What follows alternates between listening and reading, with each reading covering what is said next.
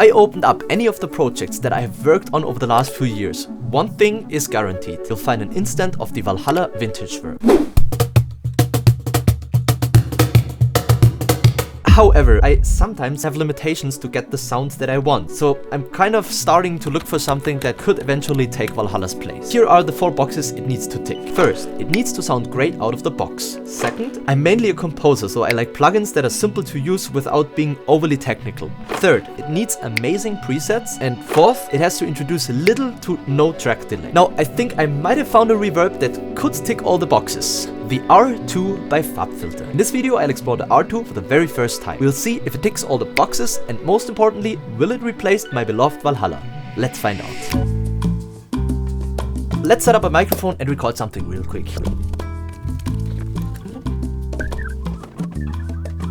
We start with the cajon. I'm not a guitarist. I can do everything a little bit, but nothing especially extraordinary. Your typical composer.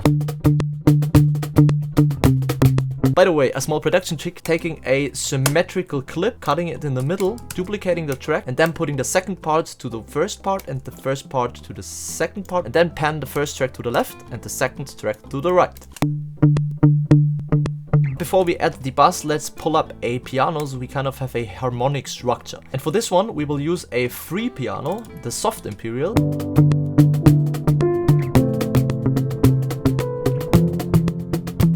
We could now try something with the bass.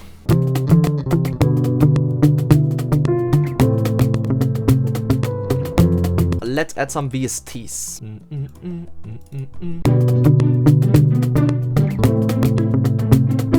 Equalizer to the cajon.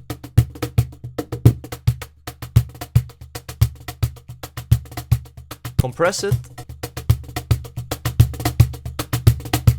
We might cut it a little bit in the bass and add a electronic bass to this. Also, we will add a synth bass, so we can do like a little bit of a house. I'm not a house producer. I'm always saying I'm not this producer, I'm not this, I'm not this. There is still one very important ingredient missing before we can check out the reverb. I'll be back in a second.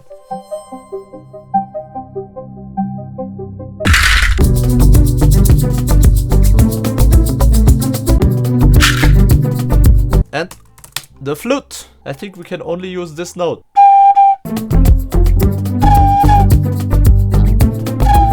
Now we could only use this note, but we will now just transpose it.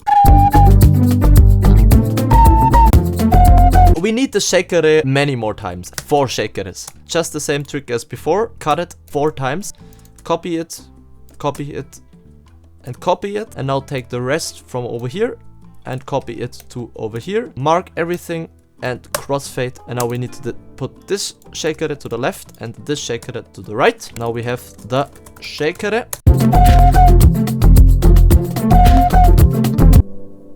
I don't know if I want this flute in there. You know what? I'll search for something else. How about kalimba? It's actually getting a little summery in this track, isn't it? And we haven't added the reverbs yet. One last instrument. Not because we need it, but because I really want to play it right now.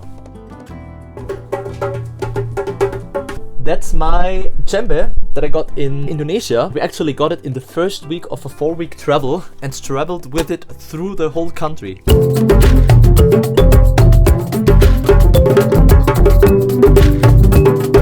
I just recorded some more claves, and I also want to record some mutes on my piano over there. Because I had the feeling that in the bass notes we had a little bit too less overtone material. And also this is so out of tune, this piano. The weather is just so good, I'll quickly go for a bike ride, and once I'm back I'll be throwing the reverbs on this and we'll have a listen. See you later. Here we go.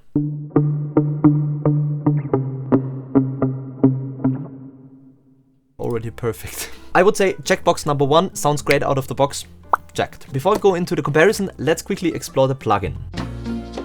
So what do we have over here? We have the pre-delay. Can we double click and change the values? That's cool. What does the lock do? Ah, we can set the pre-delay to a node. So it's actually synced to our DAW.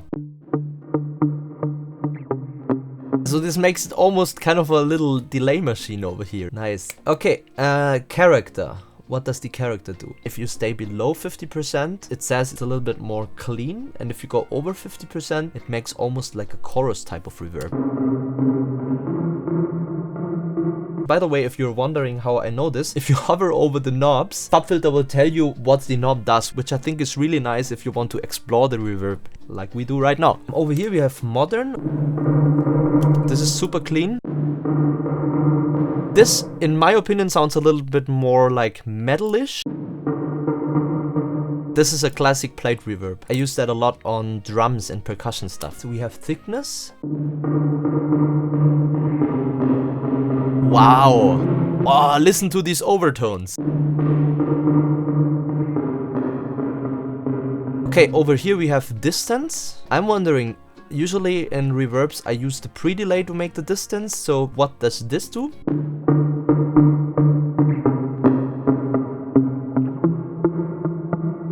It doesn't move the dry signal, kind of like the wet signal. I have the feeling it almost makes it more diffuse in order to bring it further back. This is your space size. I love those small symbols, the dot, and then the squares, and then up to the church. You can even click those symbols. That's well done. That's in many instances a reason why I love Fabfilter, because they're just such intuitive plugins. You click around and you just instantly get what you're looking for. Decay rate, okay, so we can change it on increments. Actually quite cool. I like this feature. Over here we have the brightness. I don't know why we need this. I mean, we have this whole thing, but yeah, let's just try it.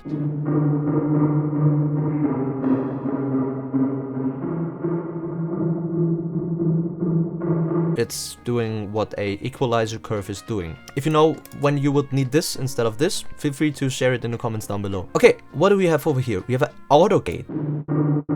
Aha! That is nice. Wow, you can use this for very special sounds if you want to make a super clean mix with effects. And if you have the feeling that your mix is a little bit too overwhelmed with effects and stuff, then this might help you clean up. Stereo width. And we have a ducking. We have a ducking. We finally have a ducking.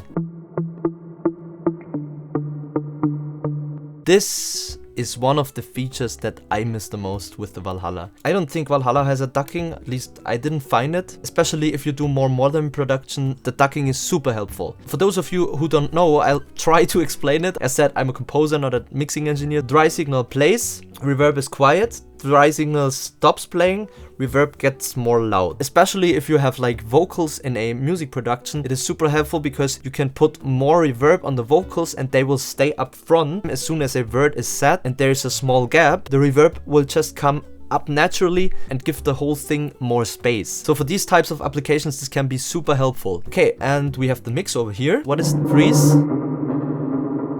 So the freeze freezes the sound that is playing in the moments that you hit the freeze button, and then it will just stay like this. Yeah, you can use this very effectively as an effect.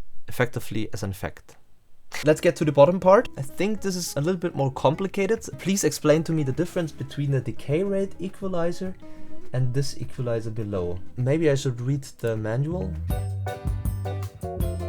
I'm just listening to this guy explaining in German what the decay rate EQ does. I didn't even know I needed this until now. This is incredible. Let's say you have a decay time of 2 seconds over here. So down here you can adjust the reverb time at a frequency-based level. Meaning, for example, if we want to boost 200 Hertz, this is not an actual boost in frequency, but it makes the reverb 200% longer in this frequency range. So let's say you have an instrument that comes with a lot of bass and you want to give it reverb, but not too much in the low frequency, but a little bit more in the high frequency. You can build something like this and it just adds the reverb in a very specific manner. So many times I'm throwing a reverb on something I like how the reverb acts. But for example, it's just way too muddy in the low frequencies. Just dial it down. We have this in a reverb plugin. I'm blown away. Believe me or not, I didn't know this. I didn't watch a single video about this plugin before, because I'm just like, if I would see something like this, I would be like, I instantly need it. And down here, you have a full graphic equalizer that is actually the exact same that you get when you open up the Pro Q3. There are so many times where I put a reverb directly on the track. I know a lot of people don't do this. In the workflow as a composer, it just feels so much more natural. And if I would like to change the frequency behavior, I would actually have to go through all of this, setting it up new, go into Pro Q3, and then I would adjust the reverb, and then I will go into my equalizer and then adjust the equalizer. And the fact that R2 is just including this in one plugin, this makes it almost the selling point for me. Okay, what else do we have down here? We have the MIDI learn, but this most of the time isn't working, at least with Cubase. We have the analyzer down here. Of course, I would use the reverb plus. Yes, oh, look how lovely this is. We can adjust the input level and we can adjust the output level. And this is also something that I haven't found on the Valhalla. I don't know for what reason. Maybe you don't need it on a reverb. I have the feeling sometimes the effects take away or add volume. So being able to adjust this for me is super helpful. Because let's imagine you already have a lot of automation going on with your fader. This way you would have to go in and add a gain staging plugin. Just being able to do this in the plugin itself helps me saving time. I think we kind of explored the Fabfilter. It needs to be easy to understand, definitely checked. So I will now try to set up the Fabfilter and the Valhalla in a same way so we can start comparing them to each other. So guitar with the R2.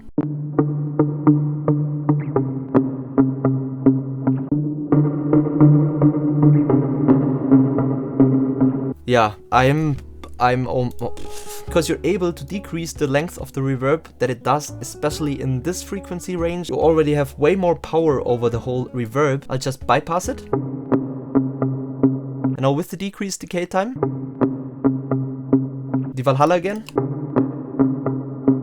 I tried it on one instrument and I'm already sold. So let me design a couple of instances. While I go through designing those instances, we'll also see how it performs with the presets. Okay, how about the piano? What do we have? Ambient, small, medium, large. Maybe medium for the piano? Oh, we have search. Can we search piano?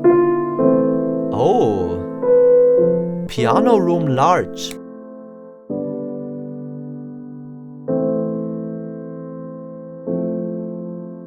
Wow.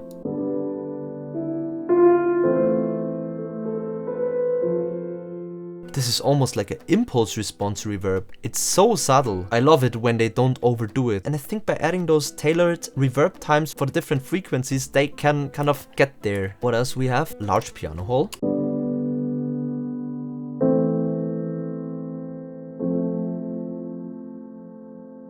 This is exactly what we need for this song. Now the pads. I think we will just throw all the pads onto one preset. We need some sort of a very large black hole.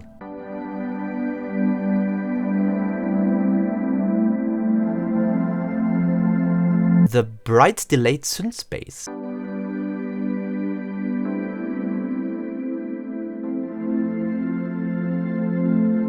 This is exactly what we need. No reverb for the bass, but for the flute. What do we find for the flute? Maybe we look into the large reverbs.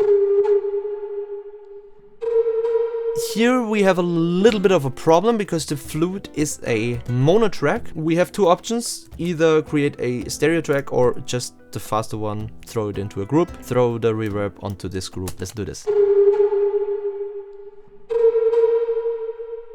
Oh wow, let's check out kalimba. Oh, that already sounds beautiful. Play it.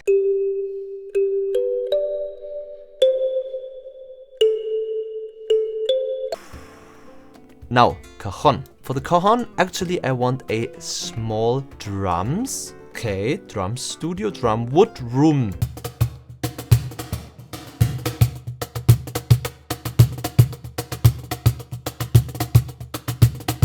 This sounds perfectly designed to the claves default. And now to the shakare. This one. These presets are insane. You know, usually I go through presets and I'm like, I don't like this, I don't like this, I don't like. One time you hit a preset that you like, you just pick it and work from there. But with this, like, there were so many presets in there that I already love. This didn't even take me, I don't know when I started, but not an hour. Okay, the moment has come. We will open up the mixer and see how much track delay these instances now have introduced.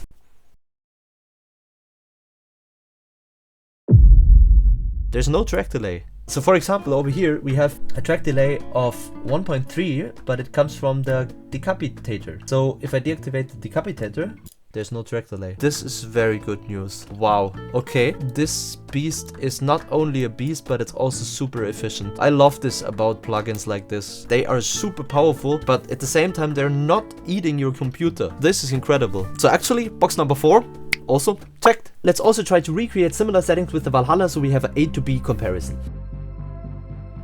I have tried to bring each instance of the Valhalla vintage verb as close as possible to the Fabfilter Pro R2. I have changed the decay, the mix, the pre-delay and a little bit of the equalizer. However, keep in mind that because you have much more possibilities with the Pro R2, kind of is hard to match them one-to-one. But I think this will give us a good impression.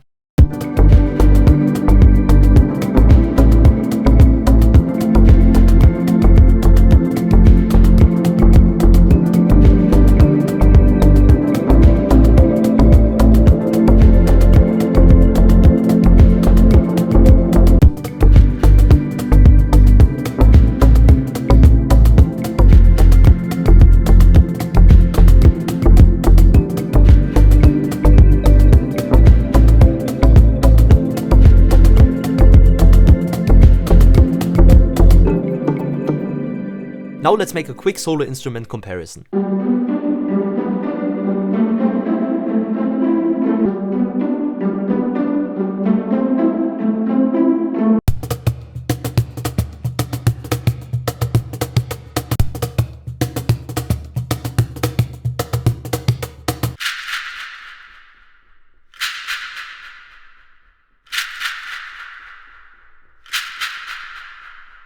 In my opinion, you can achieve a great sound with the Valhalla Vintage Verb, and keeping in mind that it costs only 50, whereas the Fabfilter costs around 150. The sound difference is not that high, I would say, but if you're looking for a reverb that allows you to just tweak a little bit more, and at the same time is not too technical, so it has kind of an easy approach for something like me, a composer, I just think that the Fabfilter Pro R2 does an amazing job to fulfill all these things. And hey, it ticked all the boxes, so I guess I have found a new go-to reverb. I hope you have found this video to be helpful, and if you did so, you might want to check out another one. For example, I talked about how copying Hans Zimmer could help you to become a better composer. If you want to check it out, click here. Thank you so much for watching, take care and see you on the next one. Bye bye.